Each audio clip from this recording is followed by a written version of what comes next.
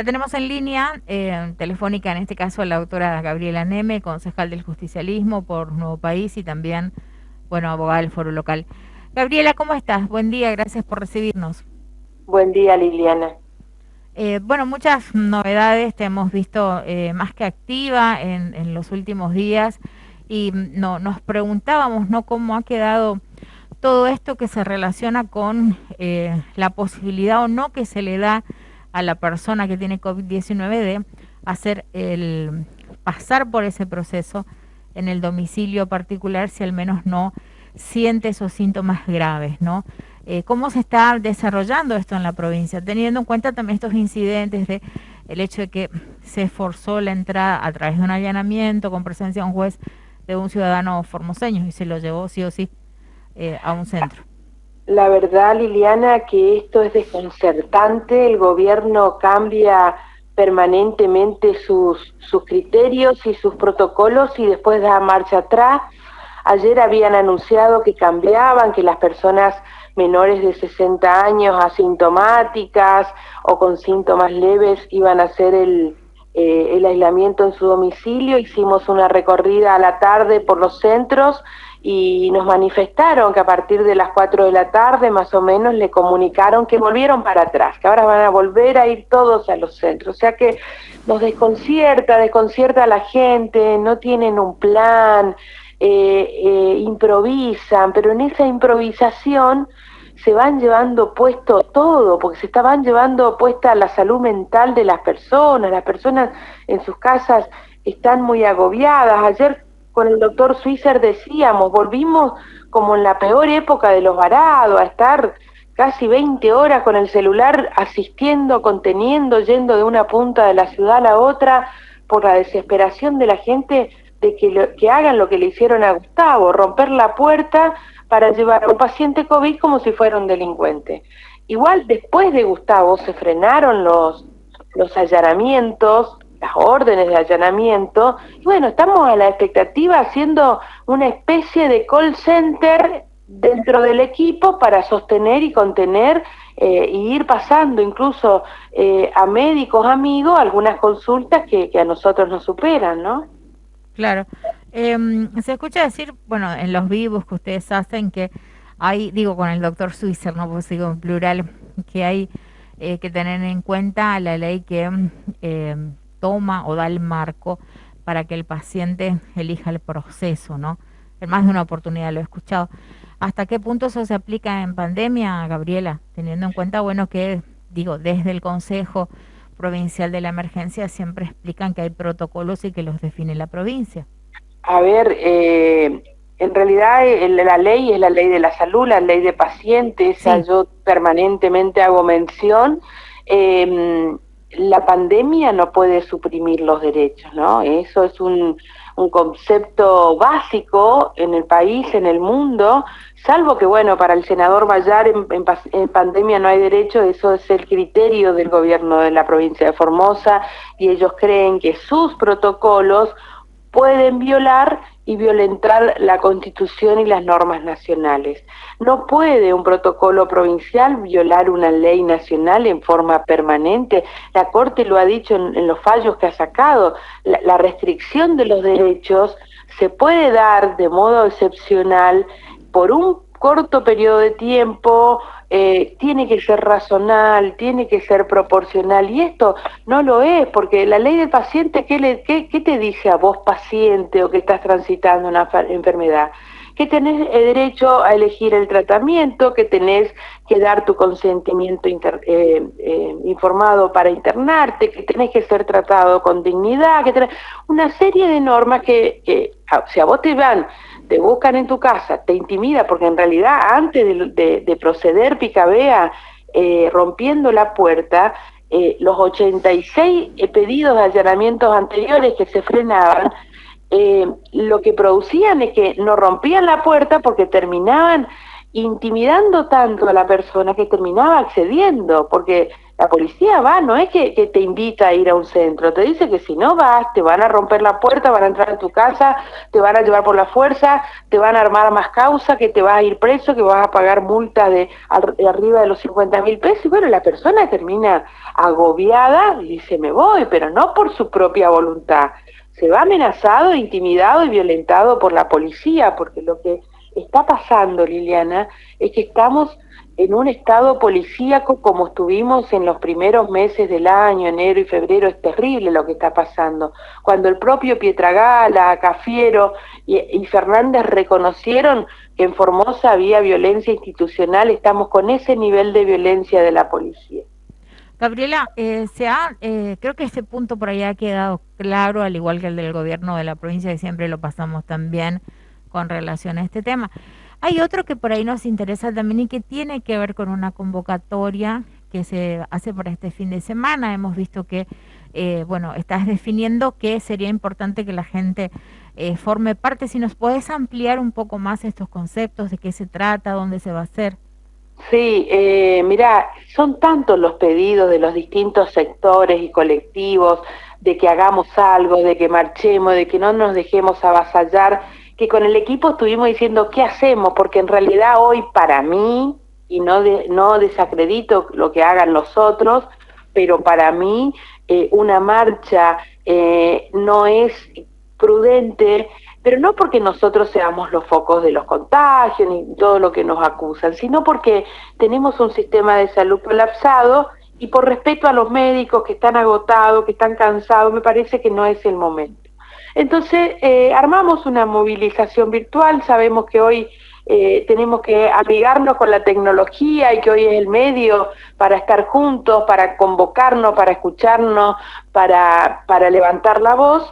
Y va a ser el domingo 16 a partir de las 20 horas. Queremos hacer un maratón, el tiempo que la gente quiera que dure, va a depender del interés de la gente. Y estamos invitando que en ese espacio todos los que nos sentimos atropellados, vulnerados y que tenemos necesidad de levantar la voz, digamos basta Gildo, basta los atropellos, basta al accionar de la policía, basta no trabajar, y nos convoquemos ahí a través de mi Facebook Live, y invitando a los que se quieran sumar de tres maneras.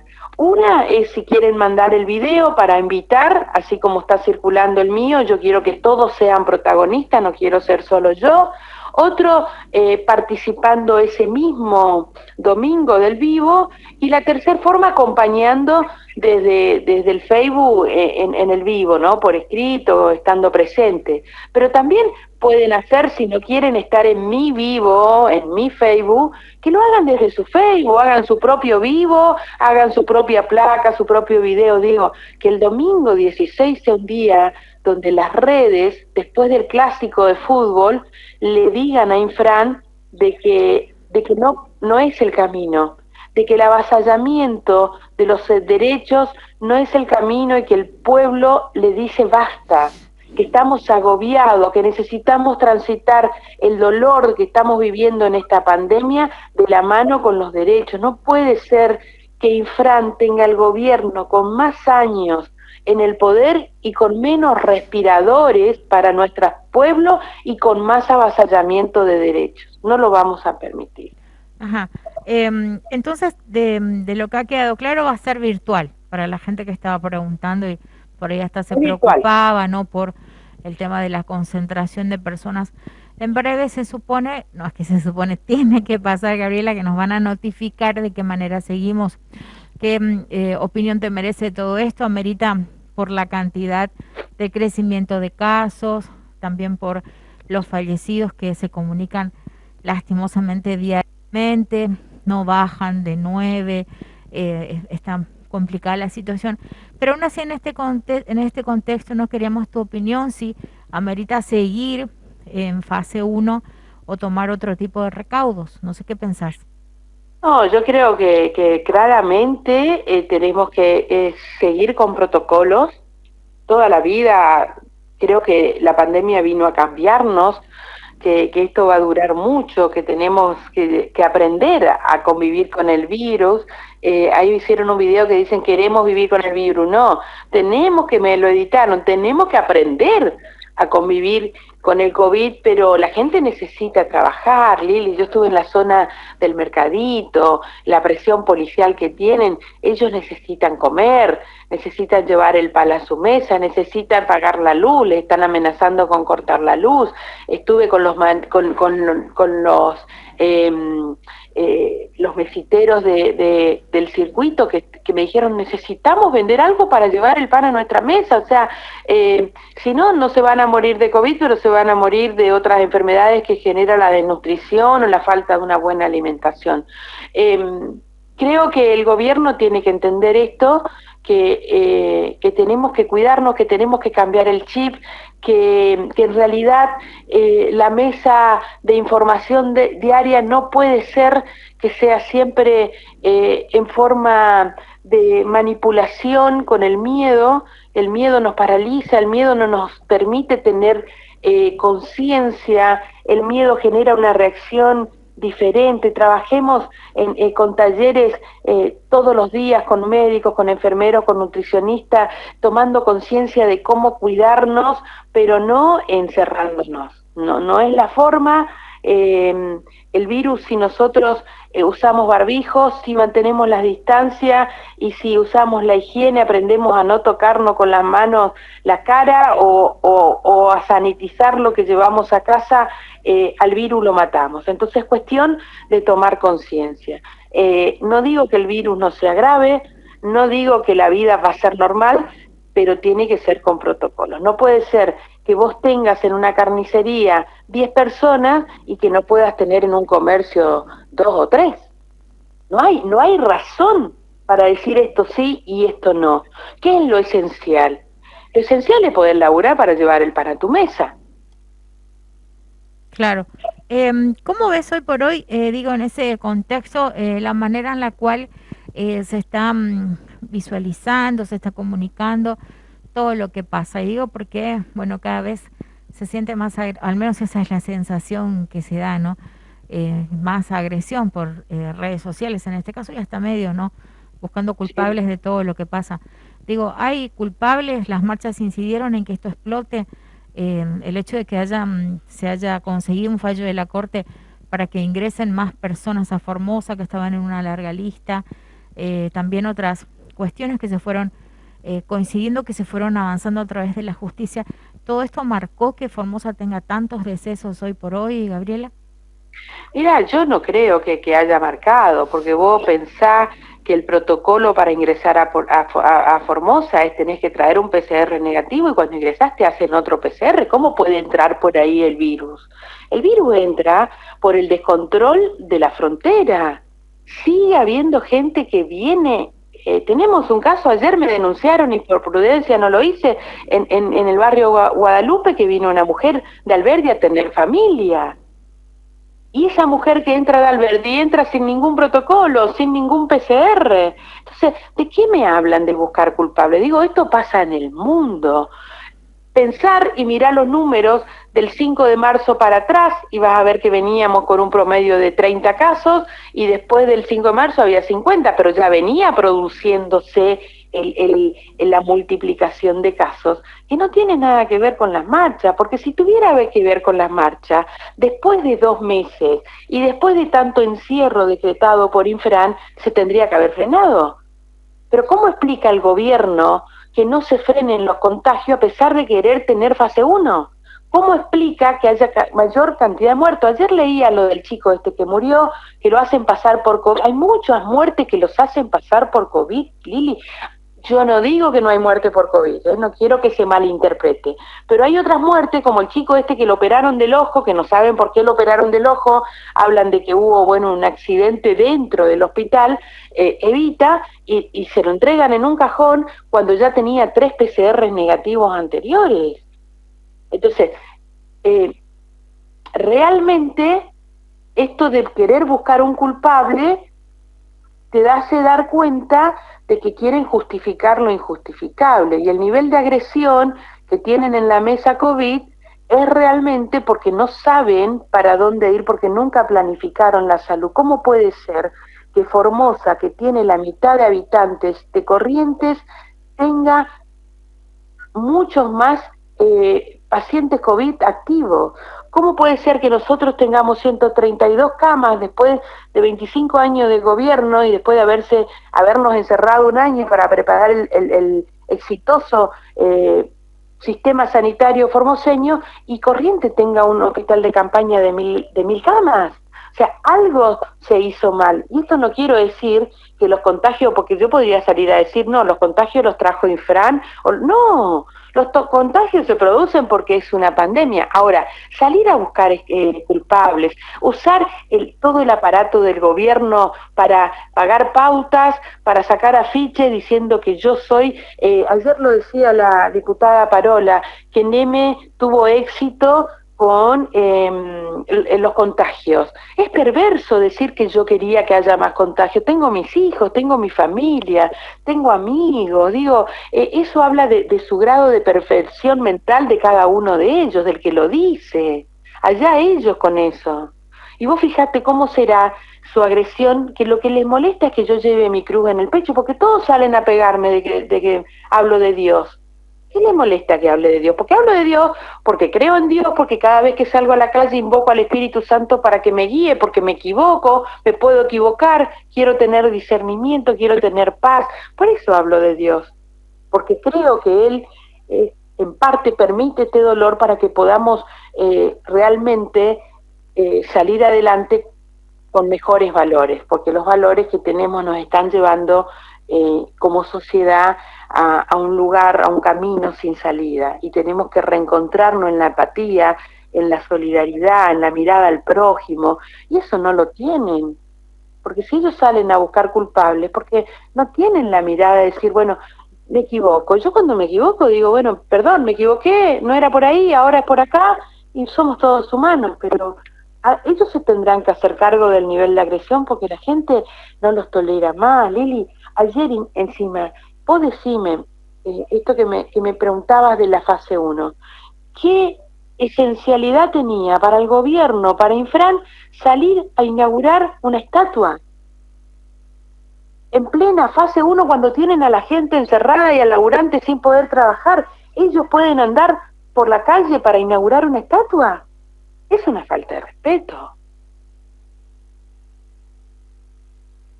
¿Hola? ¿Hola?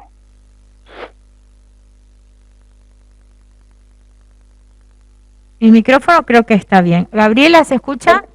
Sí. Ahí sí, está, sí. ahí está. Bueno, Gabriela, te tengo que preguntar, por ahí parece una soncera, digo, porque cuando uno se fija en el contexto, siempre hay personas que, por más que tengan un cargo público, que se renueva o no, constantemente trabajan haciendo política, en este caso, ¿no? La política entendida como la búsqueda del bien común. En algunas circunstancias se mezcla y pasa a ser partidaria porque también están aspirando, como cualquier persona en ese ámbito, a que se la tenga en cuenta. Se renueva todo en este año, ¿no? Vos estás en campaña cada vez que vas a estos centros, que conversás con la gente, digo, en campaña política entendida como la búsqueda del bien común, pero también en la partidaria. Te consulto porque se te escuchó hace poquito mencionar justamente, creo que fue en el allanamiento, que vos decías esto va a cambiar cuando seamos gobierno de la provincia. Sí, yo vengo trabajando hace, vos sabés bien, Lili, desde el año pasado, Sí. con toda esta lucha de la vulneración de los derechos humanos. Eso lo dije en el allanamiento, porque lo que dije en el contexto de la frase, si vos lo escuchás todo, Sí, que se entiende. Pica Bea, que ordenó romper la puerta de Gustavo Massa, va a tener que ser sometido a un juicio político cuando cambie esto, y esto va a cambiar, Lili, esto va a cambiar, sea gobierno quien sea, pero que no va a ser Infran, eso está claro, porque el sentir de la gente lo dice, pero yo hablé del 2023, y me dicen que estamos haciendo campaña para el 2021, o sea, lo dije porque creo que cuando cambie el gobierno, todos los funcionarios que avasallaron derechos van a tener que ser sometidos a juicio, ya sea lo que, por ejemplo, los jueces a juicio político, como los ministros del Superior Tribunal de Justicia, que son los cómplices de Infran. Después los otros funcionarios que por ejemplo, los ministros, González y demás, van a tener que ser sometidos a las denuncias penales y a la investigación de todo lo que hicieron, lo que decidieron y que ha sido tan nefasto para la gente. A ver, ¿cómo le explicamos a Matías Portillo, que es el hijo de Juana Gómez, lo que hizo el sistema de gobierno sacándola de este consejo COVID, sacándola de un hospital y llevándola a una escuela y dejarla morir? Van a tener que hacerse cargo y vamos a hacer desde lo que estemos, digamos, en la gestión, todo lo posible para que la justicia sea independiente y para que investigue. Digo, generar el abono y la tierra para que el gobierno que esté dentro del 2023 no presione a la justicia para que pueda actuar. Claramente que lo que digo es eso, en mi frase, ¿no? Obvio que la adrenalina del momento a veces hace que uno no se tome los recaudos de adornar la frase para que sea bien entendida. Pero lo vuelvo a decir, cuando seamos gobierno, Infran y todos sus funcionarios van a tener que rendir cuenta a la justicia, que hoy lo protege porque son sus cómplices. Claro, te digo que parece una soncera porque todos están en campaña, es evidente eso. No sé si es cuestionable o no, porque falta muy poco. Decir que uno no se preocupa por la renovación de un cargo, no sé, yo no les creo. Está todo bien, ¿no? Pero digo, en el contexto general, cuando yo veo las redes sociales o escucho los discursos, en todos los sectores se ve que están marcando la cancha para lo que les parece que la gente tiene que tener en cuenta cuando vayan a votar, porque vamos a votar, o sea... está por ahí, la fecha no está por ahí tan clara, pero va a pasar este año, no falta tanto. Algo más, sí. Te quiero agregar esto solito. Obviamente que uno cuando está siempre sometido a la voluntad popular, y en esta época que se empiezan a acercar, cualquier cosa que yo diga va a ser tomado como de campaña, pero vos ves mi discurso de hace un año ahora, lo único que cambió es decir que cuando seamos gobierno, pero yo estuve en la calle, en las escuelas, en los centros, en Mansilla, desde el año pasado. No soy como los políticos que aparecieron ahora a hacer campaña, que antes estaban sentados en un bar o haciendo la plancha, que aparecen ahora, ¿no? Eso sí quiero marcar la diferencia, porque no creo ser igual en ese contexto o en la forma de trabajar, ¿no? De todos los partidos, no estamos hablando de uno solo. Sí. Gabriela, una sola cosita más que también me gustaría, no sé si aclarar es la palabra, pero sí si nos puedes comentar, porque es algo que por ahí escucho todo el tiempo. Siempre dejaste en claro que para vos hay 25 años de gobierno dictatorial, mencionás con un montón de adjetivos calificativos que es como que llevan a esta gestión a ser para nada democrática, ¿no? Vos formaste parte durante mucho tiempo, al igual que el doctor Floro Leuterio Bogado, que su hijo, el diputado provincial ya mandato cumplido, Adrián Bogado, de ese espacio durante todo ese tiempo. O sea, estás de una u otra manera vinculándolos también a ese proceso, ¿o no? Y si no es así, ¿por qué? Yo, primero que no formé parte durante mucho tiempo, como vos lo decís, porque yo entré en el 2017 y yo no venía ni de una militancia del partido, ni de ser parte del frente. Yo venía de ser una laburante más como cualquier otra independiente de los pensamientos políticos.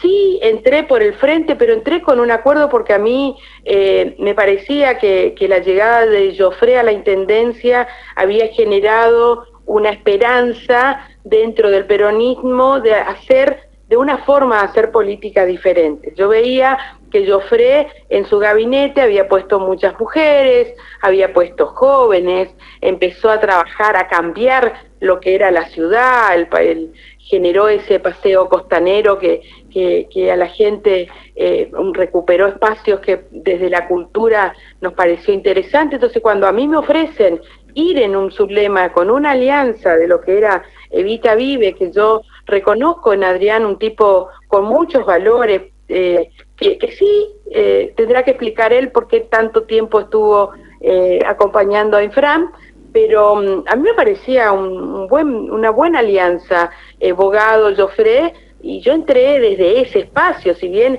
la ley de lema te permite esto, ¿no? De decir, bueno, no, yo nunca fui candidata de Gildo, porque, digamos, en ese 2017 el candidato de Gildo era Muracioli, que creo que llegó a sacar 8.000 votos, y nosotros con Fabián Cáceres, que fue la alianza, creo que lo duplicamos al candidato oficialista de Infran. Pero si vos ves, hay una sola vez que yo digo que venía a profundizar el modelo del gobernador. Sí, yo quería profundizarlo, digamos, llegando a la línea que en ese momento yo veía que llevaba al ingeniero Joffre. Pero bueno, después me di cuenta que no era el camino, después me di cuenta que yo no podía seguir siendo parte de algo que cuando lo ves de adentro, si lo ves de afuera te asusta, cuando lo ves de adentro te espanta. Y preferí decir, como le dije una vez a Adrián, prefiero decir estoy afuera y me equivoqué, que seguir siendo cómplice y obsecuente como muchos de los que están, que se dan cuenta que están mal, pero te dicen, bueno, pero es la forma de llegar. Entonces yo seguir, para mí era mucho más fácil quedarme ahí adentro. Vos no sabés los beneficios que tienen. Claro, sí, no, sí se entiende, pero no era eso lo que pregunté. Yo iba al hecho de que si te parecía que son 25 años de gobierno y en este caso dictatorial, en este caso Floro Bogado también formaba parte de eso y Adrián Bogado también, porque formaron parte activa del gobierno. Sí, sí, en realidad cuando yo hablo de 25 años de gobierno dictatorial, realmente hablo de una gestión política. Yo creo y yo tengo para mí, Lili, la sensación de que si Floro hubiera estado vivo, Infran no cometía estos abusos. Yo creo que la pandemia sacó lo peor de la dictadura de Infran, yo creo que lo potenció, yo creo que Floro le daba un límite dentro de la cordura de Infran, porque todos saben en el fondo que entre Floro e Infran había una especie de, ¿cómo se dice?, de división, que los floristas no eran gildistas y los gildistas no son floristas.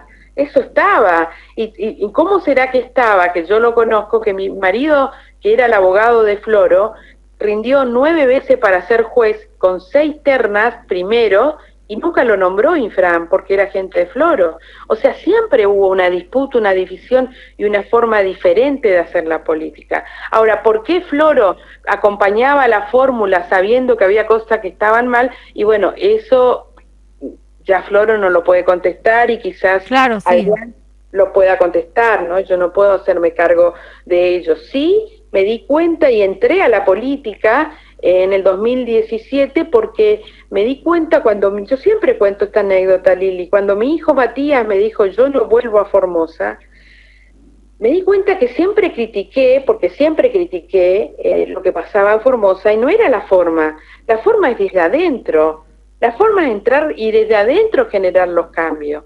Ahora, a mí muchos me pueden decir esto que vos me estás preguntando, o muchos de los funcionarios o dirigentes de la oposición dicen que yo soy el caballo de Troya, que soy funcional a Infran, pero yo quiero que a mí me nombren un solo dirigente opositor que haya pasado o haya hecho todo lo que yo hice.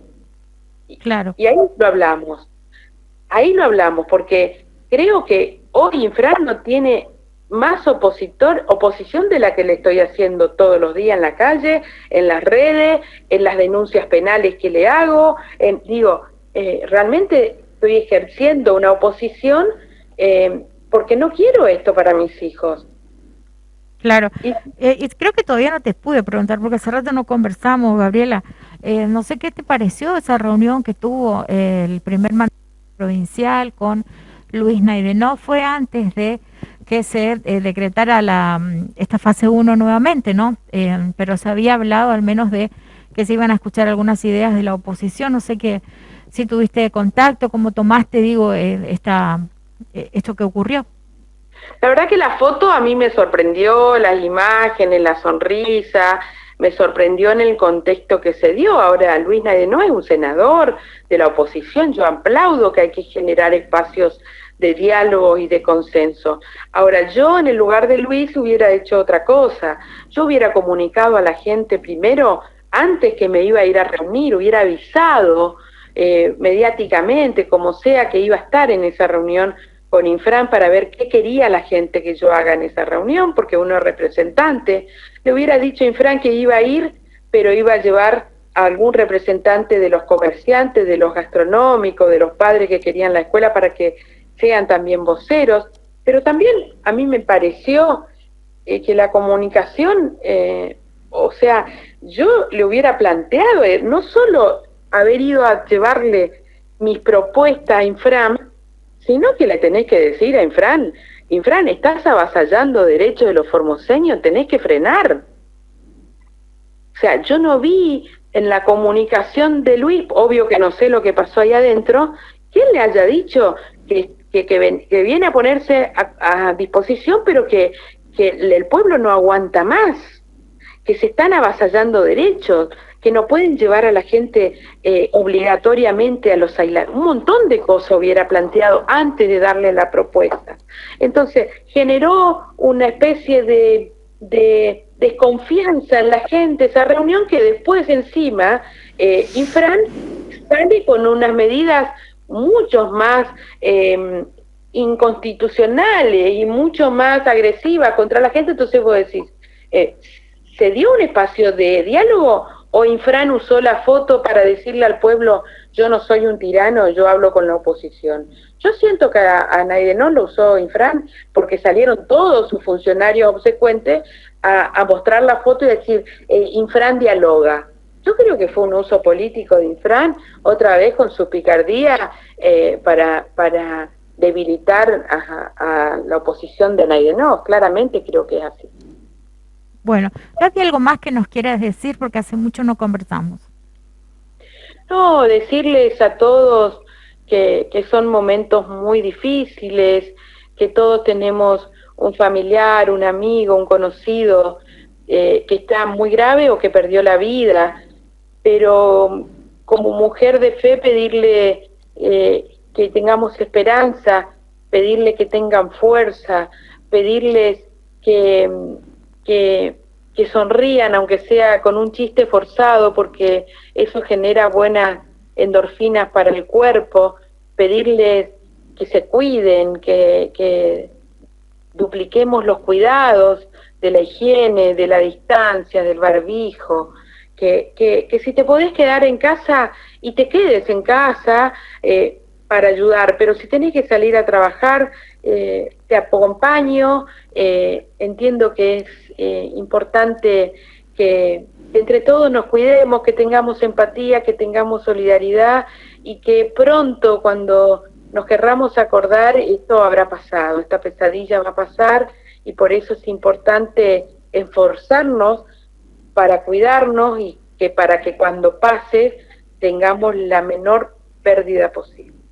Bueno, gracias, Gabriela, te dejamos seguir trabajando, es viernes, pero sabemos que siempre estás con un montón de casos. Gracias, Lili, los espero a todo el domingo a través de mi Facebook Live para decir basta a este modelo de operación. Bueno, muchas gracias. Era Gabriela Neme que nos explicaba, nos contaba, y hablamos de muchas cosas, ¿no? Ustedes recién fueron testigos.